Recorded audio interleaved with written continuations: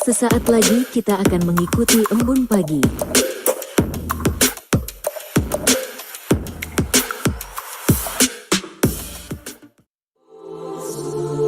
Embun pagi, kasihnya setiap hari, seperti embun pagi, sejukkan hati. Ucapkan syukur, Tuhan Yesus baik, biar kita tahu perkataan yang baik. Tuhan sediakan kebutuhanku, Dia akan cukupkan semua yang ku perlu. Dia sembuhkan semua sakitku, berikan damai sejahtera yang lampaui akalku. Tuhan buka jalan, pimpin semua langkahku. Mazmur 6 ayat 1 sampai dengan 11. Untuk pemimpin biduan dengan permainan kecapi. Menurut lagu yang ke-8 Mazmur Daud. Ya Tuhan, janganlah menghukum aku dalam murka-Mu, dan janganlah menghajar aku dalam kepanasan amarah-Mu. Kasihanilah aku, Tuhan, sebab aku merana. Sembuhkanlah aku, Tuhan, sebab tulang-tulangku gemetar. Dan jiwaku pun sangat terkejut. Tetapi Engkau, Tuhan, berapa lama lagi? Kembalilah pula, Tuhan, luputkanlah jiwaku. Selamatkanlah aku oleh karena kasih setia-Mu. Sebab di dalam maut tidaklah orang ingat kepadamu. Siapakah yang akan bersyukur kepadamu di dalam dunia orang mati? Lesu aku karena mengeluh. Setiap malam aku menggenangi tempat tidurku dengan air mataku. Aku membanjiri ranjangku. Mataku mengidap karena sakit hati, rabun karena semua lawanku. Menjauhlah daripadaku, kamu sekalian yang melakukan kejahatan. Sebab Tuhan telah mendengar tangisku. Tuhan telah mendengar permohonanku. Tuhan menerima doaku. Semua musuhku mendapat malu dan sangat terkejut. Mereka mundur dan mendapat malu dalam sekejap mata. Matius 6. Ingatlah, jangan kamu melakukan kewajiban agamamu di hadapan orang, supaya dilihat mereka. Karena jika demikian, kamu tidak beroleh upah dari Bapamu yang di surga. Jadi, apabila engkau memberi sedekah, janganlah engkau mencanangkan hal itu, seperti yang dilakukan orang munafik di rumah-rumah ibadah dan di lorong-lorong, supaya mereka dipuji orang. Aku berkata kepadamu, sesungguhnya mereka sudah mendapat upahnya. Tetapi jika engkau memberi sedekah, janganlah diketahui tangan kirimu apa yang diperbuat tangan kananmu. Hendaklah sedekahmu itu diberikan dengan tersembunyi, maka Bapamu yang melihat yang tersembunyi akan membalasnya kepadamu. Dan apabila kamu berdoa, janganlah berdoa seperti orang munafik. Mereka suka mengucapkan doanya dengan berdiri dalam rumah-rumah ibadat dan pada tikungan-tikungan jalan raya, supaya mereka dilihat orang. Aku berkata kepadamu, sesungguhnya mereka sudah mendapat upahnya. Tetapi jika engkau berdoa, masuklah ke dalam kamarmu, tutuplah pintu dan berdoalah kepada Bapamu yang ada di tempat tersembunyi, maka Bapamu yang melihat yang tersembunyi akan membalasnya kepadamu. Lagi pula dalam doamu itu, janganlah kamu bertele-tele seperti kebiasaan orang yang tidak mengenal Allah. Mereka menyangka bahwa karena banyaknya kata-kata doanya akan dikabulkan. Jadi janganlah kamu seperti mereka, karena Bapamu mengetahui apa yang kamu perlukan sebelum kamu minta kepadanya. Karena itu berdoalah demikian. Bapa kami yang di surga, dikuduskanlah namamu. Datanglah kerajaanmu, jadilah kehendakmu di bumi seperti di surga.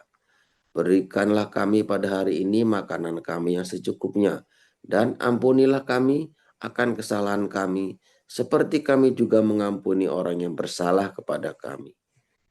Dan janganlah membawa kami ke dalam pencobaan, tetapi lepaskanlah kami dari yang jahat. Karena Engkaulah yang mempunyai kerajaan dan kuasa dan kemuliaan sampai selama-lamanya. Amin. Karena jikalau kamu mengampuni kesalahan orang, Bapamu yang di surga akan mengampuni kamu juga. Tetapi jikalau kamu tidak mengampuni orang, Bapamu juga tidak akan mengampuni kesalahanmu. Dan apabila kamu berpuasa, janganlah muram mukamu seperti orang munafik. Mereka mengubah air mukanya supaya orang melihat bahwa mereka sedang berpuasa. Aku berkata kepadamu, sesungguhnya mereka sudah mendapat upahnya. Tetapi apabila engkau berpuasa, minyakilah kepalamu dan cucilah mukamu, supaya jangan dilihat oleh orang bahwa engkau sedang berpuasa, melainkan hanya oleh Bapamu yang ada di tempat tersembunyi. Maka Bapamu yang melihat yang tersembunyi akan membalasnya kepadamu. Janganlah kamu mengumpulkan harta di bumi ngengat dan karat merusakkannya, dan pencuri membongkar serta mencurinya. Tetapi kumpulkanlah bagimu harta di sorga ngengat dan karat tidak merusakkannya, dan pencuri tidak membongkar serta mencurinya. Karena di mana hartamu berada, di situ juga hatimu berada. Mata adalah pelita tubuh. Jika matamu baik, teranglah seluruh tubuhmu. Jika matamu jahat, gelaplah seluruh tubuhmu. Jadi jika terang yang ada padamu gelap, betapa gelapnya kegelapan itu.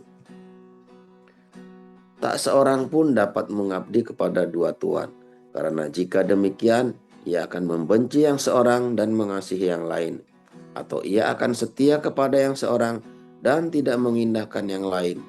Kamu tidak dapat mengabdi kepada Allah dan kepada Mammon. Karena itu, aku berkata kepadamu, janganlah khawatir akan hidupmu, akan apa yang hendak kamu makan atau minum, dan janganlah khawatir pula akan tubuhmu, akan apa yang hendak kamu pakai. Bukankah hidup itu lebih penting daripada makanan, dan tubuh itu lebih penting daripada pakaian?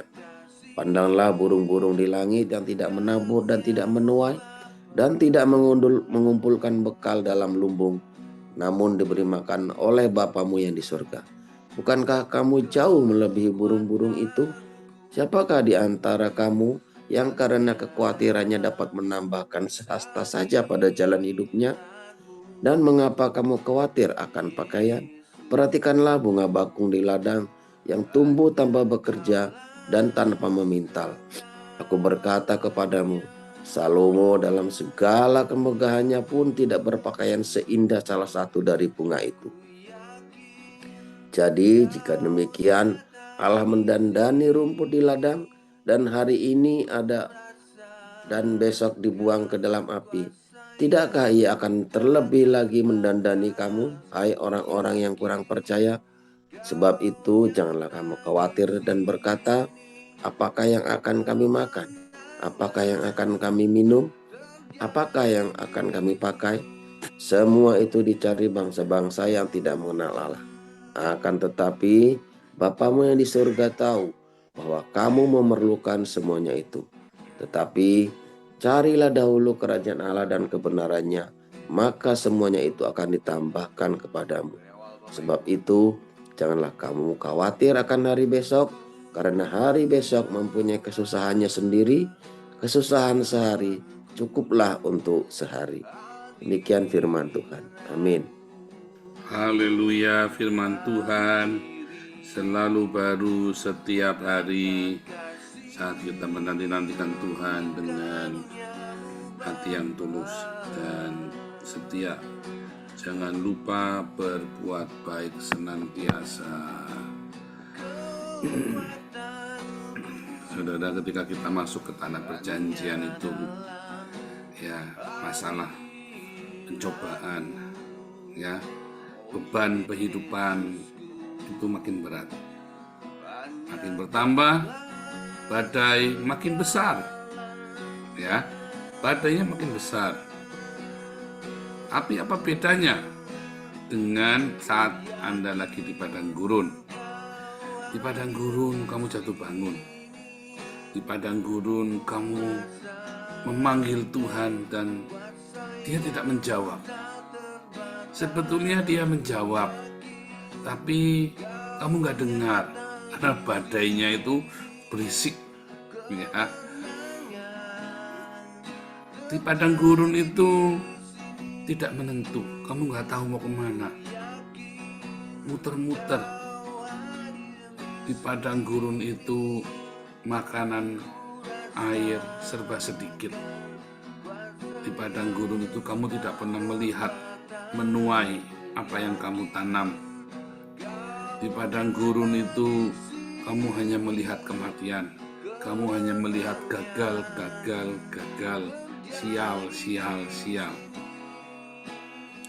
Tapi di padang gurun itu kamu dilatih untuk berperang, ya, untuk kamu kuat, tabah, dibanting, diremukkan, dihancurkan, bangun lagi, jatuh, bangun lagi, sampai otot-otot rohanimu kuat, sampai seluruh otot-otot jiwamu kuat, sampai kamu bisa mendengar suara yang lembut di tengah badai yang begitu besar, sampai kamu bisa mencukupkan dirimu dengan apa yang ada sekalipun hampir tidak ada.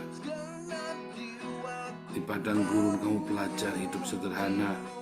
Di padang gurun kamu belajar untuk setia, belajar untuk sabar, untuk tidak mengeluh, untuk kamu selalu mengucap syukur. Sebab setiap kamu mengeluh, perjalanannya tambah panjang. Ya, saya nggak lagi nyinggung kalian.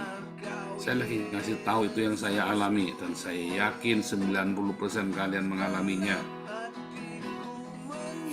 Di padang gurun penuh dengan pengkhianatan, di padang gurun penuh dengan segala macam ilusi fata morgana dari agama, ya, kepalsuan ajaran yang nggak benar, yang justru menyesatkan kamu makin ke dalam padang gurun, bukannya membawa ke tanah perjanjian dengan berbagai macam doktrin dogma yang nggak perlu, sehingga kamu sibuk dengan doktrin dogma benar salah, kamu lupa kamu mau kemana ya sebenarnya. Aku ini mau kemana sebenarnya, tapi kamu lupa kamu ini mau apa sih sebenarnya, mau kemana. Tetapi di tanah perjanjian badai ada badai di tanah Israel, ada badai di tanah Kanaan. Besar, badainya besar. Apa ada kekeringan? Ada kekeringan. Apa di sana ada penyakit? Ada penyakit. Apakah ada kematian? Ada kematian. Apakah kamu bisa gagal? Bisa. Apakah kamu bisa kehilangan arah? Ya kelewatan kalau kamu sampai kehilangan arah. Loh, kamu sudah ada di tanah perjanjian kok sampai kehilangan arah. Apakah kamu tidak mendengar suara Tuhan? Seharusnya suara Tuhan itu begitu jelas. Ya. Karena itu tanah perjanjian, tanah punyanya Tuhan. Ada Tuhan di sana bersama denganmu. Apakah di tanah perjanjian kamu tidak ada masalah, tidak ada pencobaan? Banyak dan lebih berat. Ya, karena kamu punya tanggung jawab yang lebih berat. Yang membedakan hanya satu, kamu bisa menanam menuai dengan kepastian. Setiap kamu nanam pasti kamu menuai, kamu menabur pasti kamu menuai. Ya, semuanya sama. Ya, satu yang berbeda. Pasti kamu nanam pasti kamu menabur pasti menuai. Kedua, ya, di tanah perjanjian itu kamu makin kuat. Di tanah perjanjian itu masalah itu ada, tetapi kamu punya pengalaman-pengalaman sebelumnya. Dan kamu tahu dari pengalaman-pengalaman sebelumnya, masalahmu itu hanya ilusi. Kamu sudah terlatih di tanah perjanjian, ya. Setiap kamu berdoa, Tuhan dengar, Tuhan jawab. Setiap kali saya mengalami masalah yang rasanya kok, aduh Tuhan kok besar banget masalahnya, saya bilang ya, ini tanah perjanjianku. Saya selalu bilang begitu ya, ini tanah perjanjianku.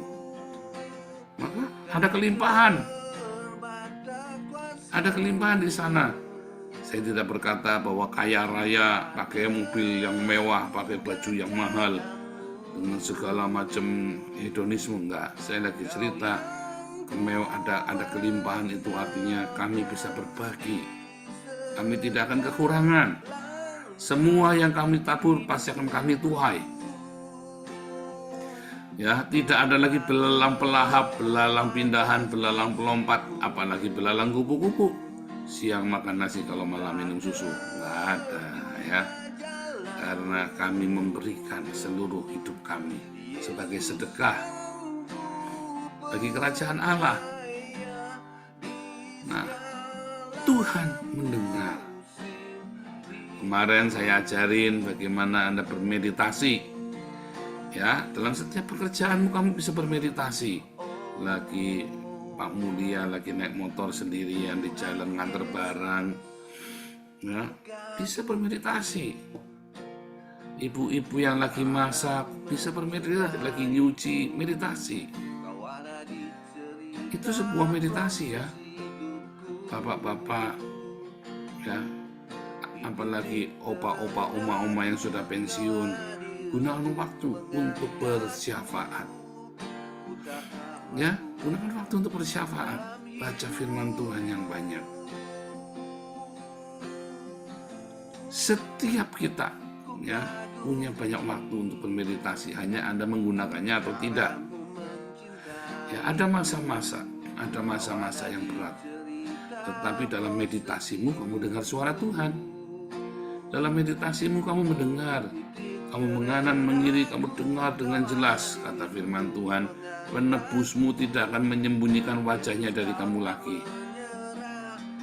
Jadi Bapamu yang tersembunyi itu tidak akan menyembunyikan wajahnya dari kamu lagi. Dia akan dengar. Kamu berdoa, dia akan jawab doamu. Di padang gurun kamu sibuk. Kamu terlalu sibuk dengan badaimu. Tapi di tanah perjanjian kamu dengar. Kamu bisa mendengar angin sepoi-sepoi dengan jelas. Di mana Tuhan bicara. Maka dari itu saudara, setiap hari ya berlatih meditasi itu penting. Merenungkan firman-Mu ya. Kurenungkan firman-Mu siang dan malam, ku pegang perintah-Mu dan ku lakukan. Engkau tahu ya Tuhan, tujuan hidupku hanyalah untuk menyenangkan hati-Mu. Kita seringkali lupa, kita ini mau ngapain sih? Kamu sibuk dengan doktrinmu. Renungkan firman Tuhan, bukan sekedar studi Bible, bukan. Kamu merenungkan, meditasi, logosnya dimeditasi sampai jadi rema, kamu lakukan, berulang-ulang kamu lakukan. Salahnya di mana? Lalu kamu melihat, kamu amatin. Sebab saat kamu lagi berdoa, ya, di dalam doamu kepada Tuhan, di dalam doa dan permohonan, Tuhan mendengar dan kamu tahu kalau dia mendengar. Dan kamu tahu jawaban doamu sebetulnya. Jangan takut, jangan gentar. Mulai dari padang gurun, kamu belajar setiap hari. Di dalam badaimu itu kamu dengarkan, ya, satu suara, kata firman Tuhan, satu logos saja Tuhan, maka hambaku akan disembuhkan. Nggak perlu datang Tuhan, nggak perlu repot-repot, satu logos saja, satu firman, satu perkataanmu saja Tuhan. Ya, satu logos loh, belum jadi rema, satu logos yang benar yang dari Tuhan Yesus. Tiap hari kamu butuh satu logos yang jadi rema buatmu. Ya, yang logos itu bisa menjadi rema. Kamu berdoa kepada Tuhan dan Dia akan menjawab. Dia tidak akan sembunyikan wajahnya dari kamu lagi. Padahal sebenarnya Dia juga tidak pernah menyembunyikan wajahnya darimu. Cuman kamu melihatnya dalam badai. Ya, maka kamu takut. Tapi di tanah perjanjian, kamu sungguh-sungguh benar, kamu melihat wajahnya. Kamu merasakan hadiratnya. Tugasmu di tanah perjanjian, ya simpel, diakonia. Melanjutkan pekerjaanmu di padang gurun, diakonia. Bedanya di tanah perjanjian, kamu berdiakonia lebih dahsyat. Dulu saya di padang gurun diakoninya beras, ya, 1 bulan saya sisihkan 20 kilo. Ya, saya bagi-bagi ya, sekilo, ya 500 gram, sekilo. Jadi saya tiap hari bagi 1 kantong atau 5 kantong. Kalau pada waktu yang nggak ada waktu yang nggak. Jadi pokoknya 1 bulan 20 kilo 1 karung itu saya bagi. Hari ini kita nggak bagi 20 kilo ya, kita manage ya untuk ratusan bahkan ribu orang. Ya kan? Di tanah perjanjian kamu ada pelipat gandaan. Maka doamu pun sebetulnya didengar Tuhan. Jangan takut. Saya kalau setiap kali kita lagi ada satu kebutuhan atau ada satu hal. Kok ini. Oke, bilang Jehovah Jireh. Begitu ya, saudara ya. Nggak usah kita marah, nggak usah kita takut, nggak usah kita kecewa. Jehovah Jireh, Jehovah Shalom, Jehovah Sebaot. Itu ya. Ini tanda perjanjian kami. Sama saya misalnya ya, ada orang mau kurang ajar di rumah saya gebrak, ini rumah saya, begitu kan. Ini rumah saya, kamu keluar, begitu. Kalau ada orang jahat kan, kita gebrak, kamu keluar. Ini rumah saya. Nah, tunjukkan otoritasmu. Ini tanah perjanjianmu. Kayak begitu ya. Ini tanah perjanjianku. Enaknya itu begitu ya. Kalau di padang gurun kamu melewati daerahnya orang lain. Tapi di tanah perjanjian kamu bilang sama iblis, ini tanah perjanjianku. Minggir kamu. Gitu ya. Saya begitu. Ini tanah perjanjianku. Minggir kamu. Di padang gurun kamu tiap hari cerita, Tuhan tolong kita binasa, Tuhan tolong kita binasa. Tapi di tanah perjanjian doamu bukan Tuhan tolong kita binasa. Ya. Tuhan, bagaimana aku bisa menyenangkanmu senantiasa. Enak kan doanya kan? Di padang gurun, Tuhan tolong aku, Tuhan tolong aku, Tuhan tolong aku. Di tanah perjanjian doamu adalah jadilah kehendakmu terus. Ya. Selalu berdoanya, Tuhan, bagaimana aku bisa menjadi berkat bagi dunia ini? Bagaimana aku bisa jadi terang bagi dunia ini? Beda ya, Anda lihat ya perbedaan-perbedaannya itu. Tiap hari nanti makin jelas. Siapa yang sudah masuk ke tanah perjanjian? Ucapkan syukur, tambah lagi. Jangan buka celah supaya kamu pergi ke padang gurun lagi. Ucapkan syukur di tanah perjanjian, di padang gurun. Saya tantang ya kemarinnya seluruh cuma tidak 40 hari kamu jangan mengeluh. Begitu kamu keingetan ada kebutuhan, ingat sakitmu, ingat persoalanmu, ingat segala yang menyedihkan, kamu bilang terima kasih Tuhan. Pagi-pagi ngelilir bangun, terima kasih Tuhan. Malam-malam kamu ngelilir bangun, bilang terima kasih Tuhan. Di tanah perjanjian juga sama, teruskan kebiasaan. Karena itu karakter itu dibentuk di padang gurun sampai jadi. Kamu masuk ke tanah perjanjian itu udah tinggal terusin. Bahkan kamu akan penuh di padang gurun. Kamu tidak bisa meniup sangkakala, ceracap, serunai. Kamu nggak bisa. Di tanah perjanjian kamu bisa memuji-muji Tuhan dengan segala macam alat musik. Kamu bisa mengadakan pesta untuk memuji Tuhan. Ya, seperti yang kita lakukan di Den Haag, kita pesta, kita bikin musik yang bagus. Bisa ya. Di padang gurun kamu nggak bisa untuk boro-boro nolongin orang lain, nolongin diri sendiri aja lagi setengah mati. Terima keadaan. Kamu bisa berbagi dengan sesamamu, berbagi. Jangan paksakan dirimu, tapi terus ingat untuk berbagi. Tapi di tanah perjanjian, kamu bisa ya minta Tuhan supaya memberkatimu, supaya kamu bisa jadi berkat bagi bangsa-bangsa. Nah, di setiap doamu, kamu selalu berdoa supaya kerajaan Allah itu datang melalui hidupmu. Ya, karena ketika kita mengutamakan kerajaan Allah datang melalui hidupmu, sebetulnya yang lain-lain itu bonus. Kamu tidak perlu khawatir. Siapa yang suka khawatir di sini? Ayo. Seringkali kami ya, cukup nggak ya uangnya ya? Cukup nggak ya uangnya ya? Bulan ini cukup nggak ya uangnya ya? Kita mau kasih makan. Nggak terlalu maksa ya? Enggak, kita tetap mau minimum 100 orang kita kasih makan. Ya, yang hari Sabtu kita sekarang tambah banyak ya, udah 60-an lagi ya. Ini 200 pokoknya. Satu minggu 200, setiap minggu ya 100. Pokoknya kita mau melimpah dengan makanan dan kita mau terus memberkati Belanda. Cukup nggak ya? Kita bilang Jehovah Jireh, cukup. Ini tanah perjanjian kami. Tuhan yang suruh, Tuhan akan cukupkan biayanya.